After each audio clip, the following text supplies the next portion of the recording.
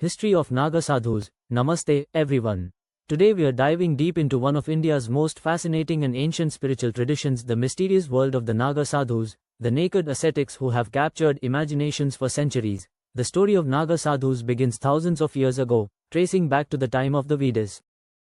These warrior ascetics are believed to be descendants of the ancient akharas, wrestling schools, that combined martial arts with spiritual practices. Legend connects them to Lord Shiva himself, the first yogi, who renounced all worldly possessions including clothes. But here's what makes them truly unique. Naga Sadhus aren't just spiritual practitioners, they were once powerful military orders. During medieval India, they formed armies to protect Hindu temples and monasteries from foreign invasions. Think of them as warrior monks, skilled in both combat and meditation. Becoming a Naga Sadhu isn't just a decision, it's a complete rebirth. The initiation process, known as Diksha, is probably one of the most intense spiritual ceremonies in the world. First, aspirants must undergo a symbolic death of their old life. They perform their own funeral rites, cutting all ties with their past. Then comes a period of intense training under a guru, lasting at least 6 years. During this time, they learn ancient yogic practices, meditation techniques, survival skills, sacred texts, the art of wielding weapons. The final initiation happens during the Kumbh Mela, where they take their vows of renunciation and receive their weapons, traditionally a wooden staff and trishul, trident.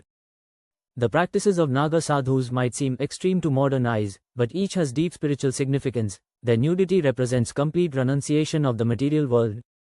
By exposing themselves to the elements, they demonstrate their transcendence of physical comfort and social norms. They cover their bodies in ash not just for show. The ash reminds them of the temporary nature of existence and symbolizes death of the ego.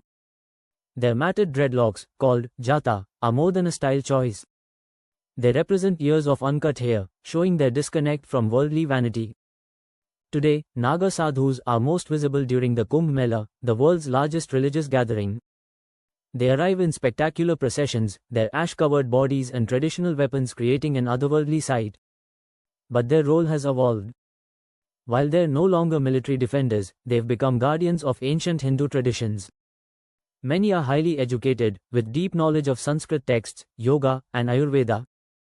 Despite modernization, their numbers remain significant. The major Naga Sadhu akharas still maintain their distinct identities and traditions, passing knowledge from guru to disciple as they have for centuries. The Naga Sadhu tradition faces modern challenges. Younger generations are less inclined toward such extreme asceticism. Yet, their influence on Indian spirituality remains profound.